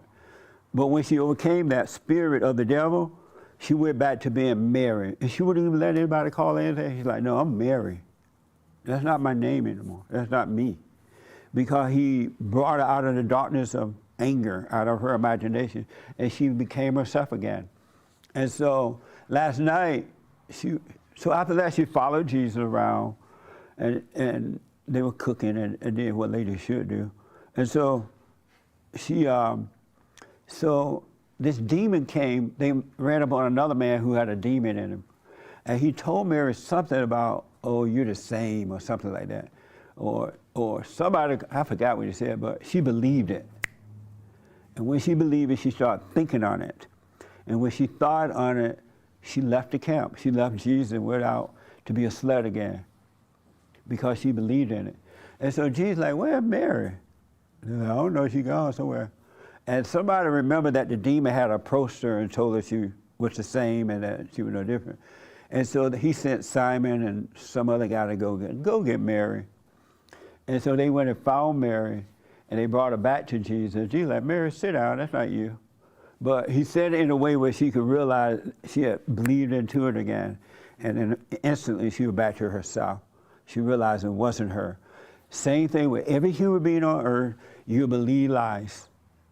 You're not those things. It's awful that you can go to a program called Alcoholics Anonymous or any other meeting, and they literally have you stand up and say, I'm a drug addict. My name is Joe, and I'm a drug addict. Everybody applaud at being a drug addict. When they're really just possessed with the demon spirit in the imagination. It's not you. The real you, of whom you have no idea about, is perfect. The fake you, the false you, is imperfect because it's not you. It's the devil in you. Anyone that's shy, anyone that has fear, anyone that worries, anyone that have suicidal thoughts, anyone that's depressed, anyone that grin when they really don't want to grin, anyone that, the people that are trying to help the homeless out there on the street, the homeless are getting worse. They're lining up everywhere, right? Because the people who pretend they're helping them are wicked. And then the homeless people are wicked for accepting that kind of help. They can't see. It's blindness, you can't see. But when you forgive, you will enter the kingdom. But the vices won't enter, but you will. And now you have the power of God to get rid of all the vices if you give up and let him do it. And if you stay with it, you will give up because you will no longer identify with that, and he will destroy every vice that you ever had. Because the vices are the spirit of the devil, and the battle is a spiritual battle. You can't fight spirit. Only the light of God can defeat the darkness. You have to give up and know that it's not you. Even though it sounds like you, it feels like you because it's in the body, but it's just the feelings that come from the devil. The feelings come with thought, but you are already perfect. You are already that, but the world has a grip on you, and they have taught you everything that's wrong, so you've been living wrong because you thought the world was telling you the truth.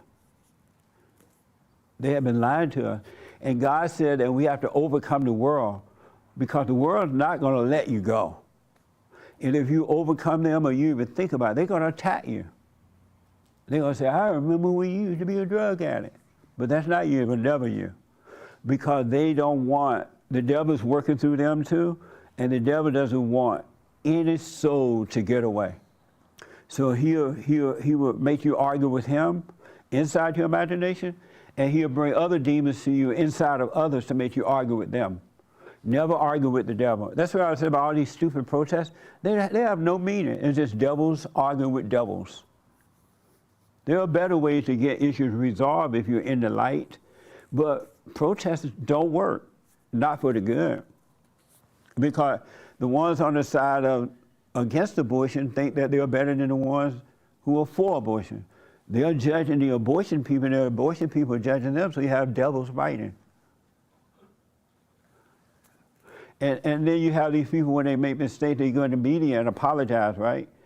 Why are you going to apologize to the world? If you offend your brother or sister, go to them and apologize. I was wrong, I'm sorry, and be done with it, right? But the world say, oh, you need to have a press conference. You need to apologize to everybody and tell the basketball players that and everybody. And when you apologize, they still make yourself, oh, now we want more money. And the world never forget because they're judging you. They're of the devil. You don't know you yet. You're up here, but you're living down here in a lower state of consciousness. God said we should have his mind, his mindset, but right now you have the devil's mindset.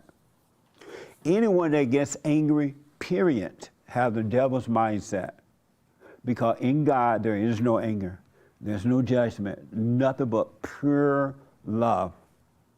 And the love, you can't feel it, you can't taste it, you can't touch it, you live by it.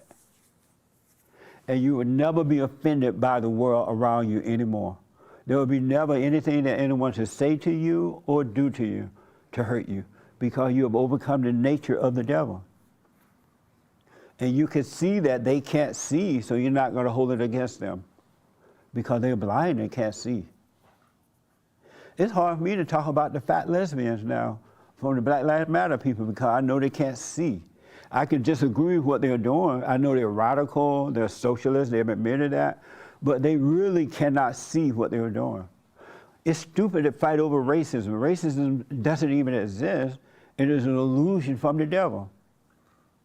White supremacy doesn't exist.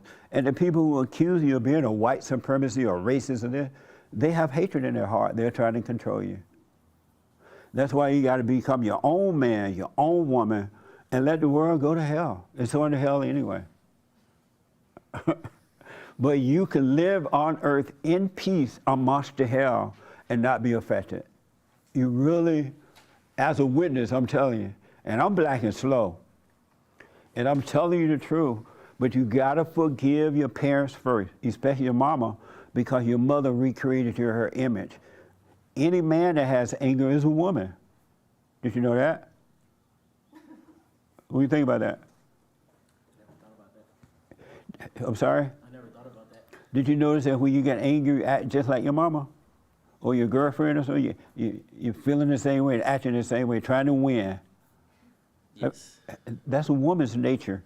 And it's not her nature, but it's the nature of the devil that made a home in her.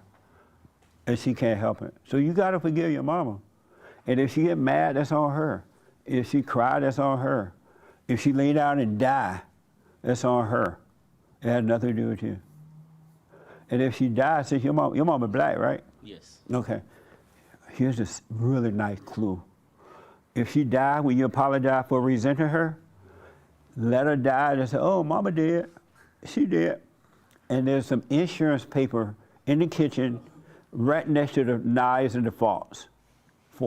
So go and get those papers, turn them in, collect the money, and buy yourself a house.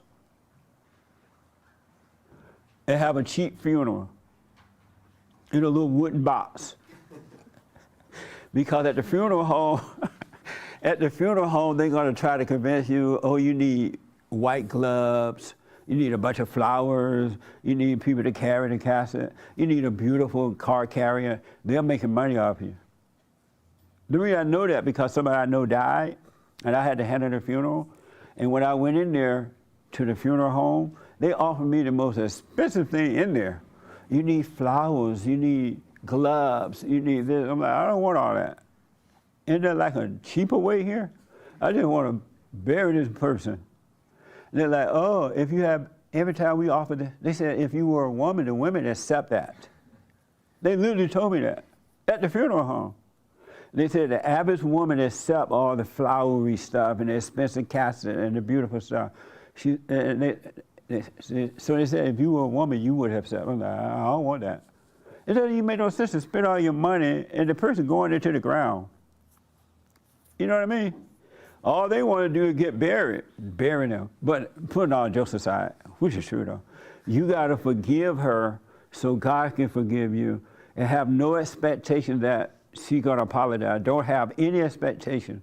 God will forgive you and you will enter into the kingdom of heaven and then he will give you a clear mind. And a clear mind doesn't happen easily because you have already identified with the mind and the feelings, so you think it's you. Had you never identified with thoughts and feelings, it would be easy to overcome, just like that. But the pain of going through it feel like you're dying, but that's the devil is dying, and he doesn't want to let go. What do you think about all that? I'm down. I'm into it. I'm sorry? I'm into it. It's nice to listen to all of this. Yeah. It makes sense, huh? It does. If someone had told you this when you were a little girl, don't be angry. Mama can't help it. You would not have gone through the hell you've had to deal with. But nobody told you anger is evil. You're judging. If they had said, forgive Mama, she can't help it, and protecting you from it, you'd be free already. You would not have to suffer like this. And in all honesty, the real you is not suffering. It's the fake you, the nature of the devil. So forgive your mother and do the silent prayer. Did your sister tell you about the silent prayer? Yeah, I've done the silent prayer. Well, stay with that. Yeah. And because she already did it. She did it already. Yeah, she has it yeah. already. And you're not your thoughts. All thoughts, except for practical thoughts. You got to go to work. You want to start a business. Those are practical thoughts. And when you're done with those tools, you put them down, but you don't live by them. All right? So all thoughts, all the time, it's of the devil, not of you. No such thing as a true thought. If the devil can make you feel good, he can make you feel bad. He can make you feel bad, he can make you feel good. That nature is of the devil. I'm telling you, you need a clearer mind, and God will give you a clearer mind. And in a clear mind, perfect peace, oneness with God. You're one with God. You're not all these minds and thoughts and feelings. You're one with him. You're not divided from him any longer. You're one with him. And it's amazing to live that way. Any question about that? No. Yeah. So forgive your mother. Hey, mother, I'm sorry for resenting you. I know what it's like. I become like you. I don't want to be that way. I'm wrong for judging you. And you'll be set free. All right? And then you'll be able to talk to her or not talk to her. You wouldn't feel anything about it. You wouldn't feel guilty if you didn't talk to Mama. Or you wouldn't feel angry if you do talk to Mama. Even if you talk to her and she's crazy, you would know that she can help it. So it wouldn't be personal. Yeah, I don't, yeah. And from this day forward, do what you want, but never call yourself an alcoholic again. You are not an alcoholic. You've never been an alcoholic. they lied to you? I don't want to have this conversation because it's. I will just say this: I've watched thousands of people over the entire world from different backgrounds and different experiences, and lying on the floor in jails, institutions, Yeah. and the program is a spiritual program, and God is at the center of it, and whatever anybody needs to do to get sober is what they need to do. And if they need to identify as something, as a stepping point, Well, you don't just I want to be. just don't want to get into this here. You don't want to be sober. You want to be free. God created you to be free. No, He I created you understand that. I Because understand you that. could be sober but still miserable and not free. He I wants you to be understand that. free. I'm not telling you go out and take a drink. I'm just encouraging you not to identify yourself as anything. Well, I also know that there's a spiritual sickness tied into the physical allergy and mental obsession, which would be the mind, which is the devil, which is what you're talking about. Yeah. And I understand that very clearly, and my own personal experience is my own to know. I don't really care anybody's opinion of it. And I know when I get to a certain point where my head goes, and I know that it's a spiritual battle, and I know, as sure as I'm sitting here, whether anybody agrees with me or not, if I drink it, I will kill myself. So that's Well, don't do it then. right. And so I don't think it's appropriate that I even brought it up in this space, because this isn't No, it's a fine. recovery It's meeting. just I don't want people But- to, you're not ready. Yeah, for, I mean, I don't walk around in my life with every single thing that I do and identify that as Right. myself. But I'm very, very clear of my physical allergy to it and the spiritual nature of it. And I really don't care anybody's opinion about it, because I know what it is for me. Well, forgive your mother, and God will forgive you. He said, before you enter into the kingdom of heaven, within, you must forgive. Because an unforgiven spirit is the nature, unforgiven heart is the nature of the devil. And the devil will never enter into the kingdom, nor will his children. So forgive her and, I agree with stay that. with the prayer, and just one step at a time. Right. All right? Yeah, I can get down with that. Okay. Any questions? What is the silent prayer? The silent prayer, it's God said to be still and know Him. You know how people do the hoop and the holler, oh Lord, save me, help my mama, help my daddy. Oh Lord, I need a house, I need this and that. All those prayers are vain prayers, it's a waste of time. You're praying to the devil. Because we don't know what we want, and we don't know what to pray for, right? So we be still, and the Holy Spirit will intercede for us. He will pray in the Spirit for us, and it will be perfect. So you learn to just sit still and don't be praying to the devil, because when you pray like that, you're praying to the devil. Be still and let the Holy Spirit, spirit to spirit, pray for your behalf. And the silent prayer will show you how to do that. www.silentprayer.video. It's on the YouTube channel. So you want to learn so you can, this is your mind, this is you. You've been living one with the mind, which is of the devil, thinking that it's you, and no one told you that it's not you. And you've been trying to go around in a circle, trying to figure things out. And all you're doing is getting an answer. You're consulting with the devil about problems that you have. You're consulting with the devil. And all he does is give you more problems. He never gives you a solution. It sounds like it's the right solution, but it ends up being another problem. And so you're just doing that with God. This is you. God will bring you out of the imagination of the devil, the darkness of the devil, right? And he will keep you present with him. He's not in the past, he's not in the future. He's right here all the time. But if you're in your mind about things, you're with the devil, either in the past, which doesn't exist, or the future, which doesn't exist. God is a present God. Satan is a time and past God. He's of time, and God is not of time. So do the silent prayer. It'll show you how to do it on the thing. And so you can come out of thoughts, and you'll be fine. All right? Okay. Any other question? No. Any question? I was just going to comment that the Catholics, we believe in, or not we, I'm not Catholic, but in asking for things. and asking for things. That's why nobody get married. For like 30 minutes to an hour. You know how many things you could think of? Like, I know. it's a Well, lot man, yeah. well, do the silent prayer. Forgive your mother, man. Do the silent prayer. And your father, too. Father and mother, if you have it. Most adults do not resent their fathers. They resent the mothers because it's the mother who turned them away from the father. And when you're turned away from your earthly father, you're turned away from God. Whether he's a weak father or a strong father. If you don't love your earthly father, meaning don't resent him, you would never know God. You know about him, but you would never know him. How can you say you love God and who you never see and hate the Son? All men represent, they're sons of God. They may be turned away, they may be out in the wilderness, but they are truly sons of God. And then some of them, they learn and realize they turn back to their Father by forgiving, and that's when you can live. But if you don't love your earthly father, you cannot love God. It won't happen. All right, you can't hate the Son and love the Father. So if you love your mother, if you love your father, go and forgive them. They couldn't help it. Then you have real love, because right now you have beta love, emotional love. All right? Beta.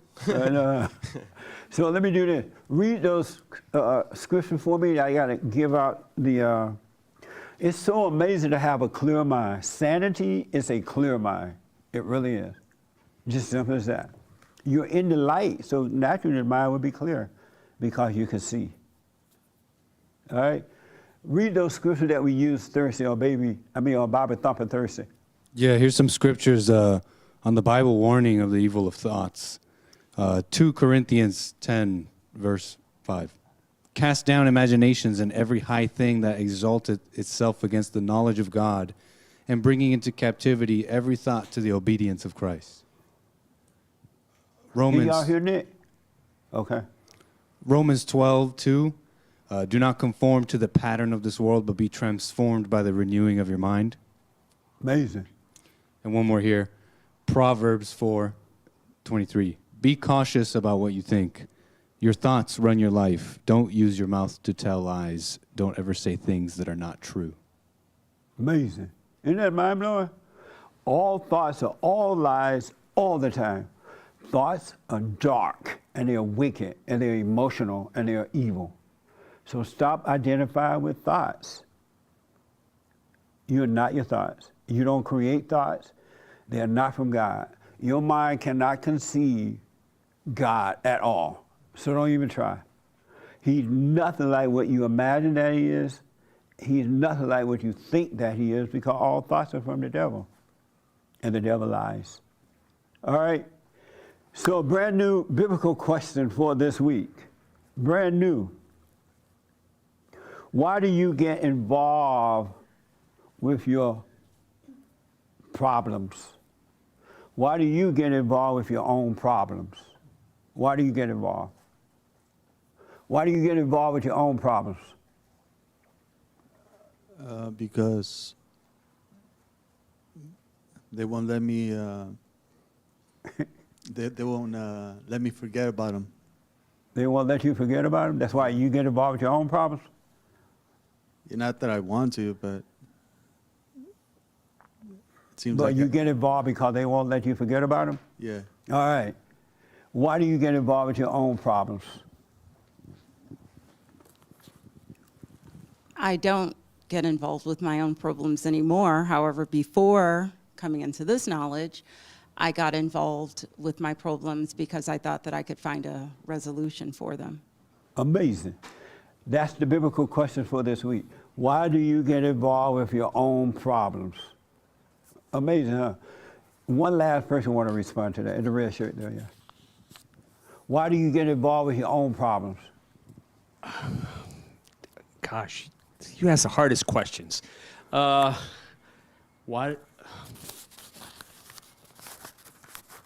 Because I guess you don't trust God. No, you. Why do you get involved with your own problems?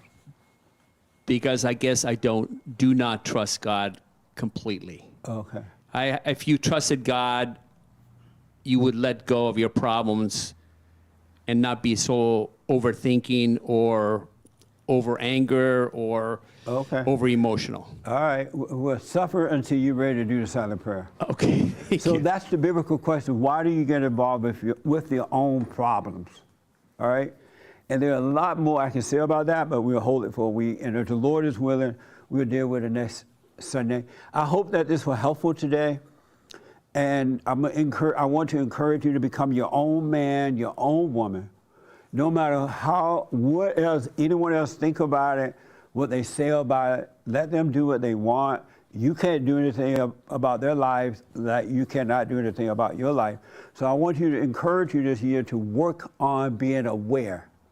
Work on being aware, keeping your mind where your body is, not lost in the past or the future. Stay present. If you have to go in and out of those thoughts 1,000 times a minute, stay with it, knowing you're not your thoughts. Be aware of your surroundings, all right? And things will happen. But you got to work on it. You just can't lay back and roll down the hill and not put the brakes at all on. You got to put the brakes on. You got to slow down and start working on you. And real life, up here life is amazing. Down here life is hell. So you can either have paradise or hell on earth. You can't have both. You only have one or the other, all right? So go and forgive. I'm sorry for resenting you. I realize you couldn't help it, whatever, right? And don't have any expectation, and life is amazing. Thank you all for tuning in. I do appreciate it. We'll see you tomorrow on the radio show. Oh, we have a surprise this week for the radio show, I think. I think it's this week. A brand new something coming up. And thank you all. I hope that this helped today. All right? Thank you.